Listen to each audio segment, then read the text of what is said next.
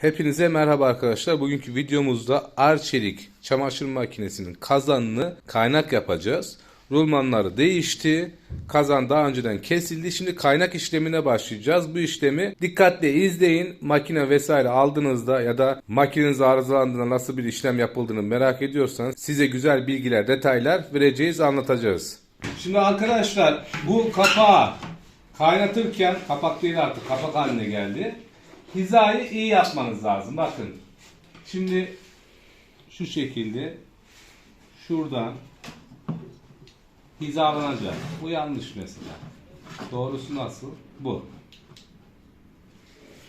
Yanlış yaparsanız olmaz. Bazılarının şu üst kısımlarında işaret oluyor. Bunda yok.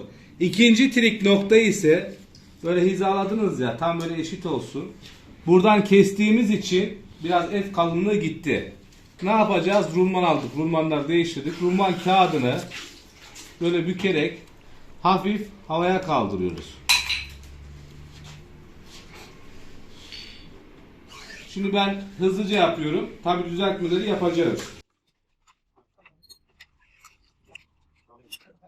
Böyle yaptıktan sonra kaynak işlemine başlayacağız.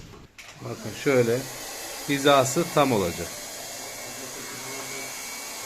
Kaynağı yaptıkça kağıdı alacağız.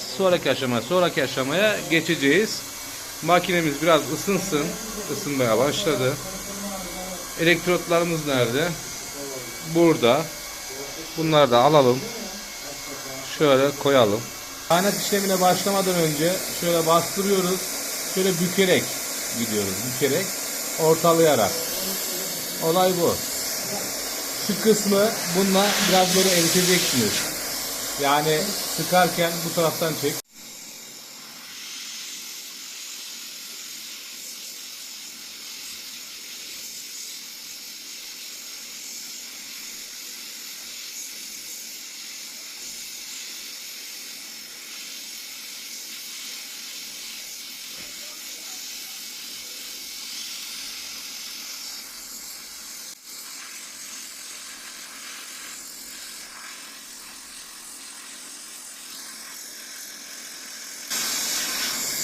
Şimdi olay ne?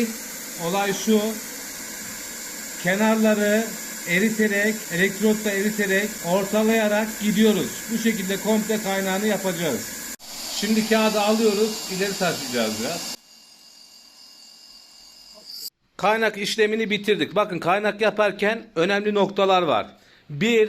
Eğer kötü kesim yapılırsa kazan, kötü kesilirse kaynakta kötü olur. Öncelikli olarak kazanı güzel kesmek lazım. Güzel kestik. Bakın şu yerler, bağlantı yerleri. Buraları biraz eritmek lazım. Buraları, şuraları. Yani kaynaktan önce burayı biraz eriteceksiniz. Çünkü elektrot girmez araya. Sıkıntı olabilir. Şimdi dümdüz bir şerit çizebilirsiniz. Biz de dümdüz bir şerit çizdik. Sonrasında kenarları kaynak makinesinin demir tarafıyla, yani şu kısmıyla böyle hafif hafif bastırdık ama çok değil. Yani eti yedirmeyin. Buralar da aynı şekilde erittik. Bitti. Şimdi görüntüye çok takılmayın. Önemli olan kazanı taktıktan sonra su... Bir daha söyle hocam. Su kaçırmaması. Evet, kazan taktıktan sonra su kaçırmaması. Yani bu sonuçta makinenin içinde kalan kısmı. Yani kimseye çıkarıp böyle göstermeyeceksiniz. Podyuma vesaire çıkmayacak. Su kaçırmıyorsa o kaynak güzeldir. Kaçırıyorsa istediği kadar güzel olsun, güzel gözüksün. Hiçbir işe yaramaz. Makine tekrar sökülür. Komple tekrar parça parça ayrılır.